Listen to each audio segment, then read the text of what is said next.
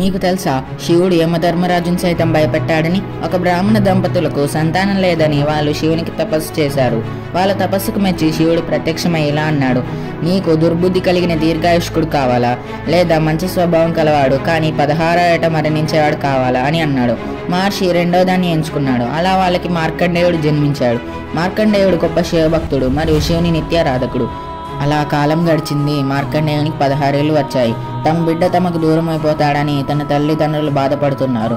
విషయాన్ని తెలుసుకున్న మార్కండేయుడు తనని ఇంకొంతకాలం జీవించేలా వరం ప్రసాదించమని శివునికి తపస్సు చేశాడు.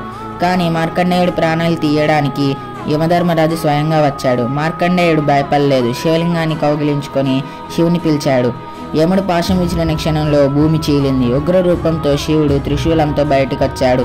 నా భక్తుని హతమారుస్తావా అంటూ యముణ్ణి సంహరించాడు. తర్వాత శివుడు శాంతించి యముణ్ణి తిరిగి బ్రతికిస్తాడు మరియు మార్కండేయుడికి నువ్వు చిరంజీవిగా ఉంటావని వరం ప్రసాదిస్తాడు. ఈ వీడియో చూస్తున్న శివభక్తులందరూ ఓం నమః శివాయ అని కామెంట్ చేయడం మర్చిపోకండి.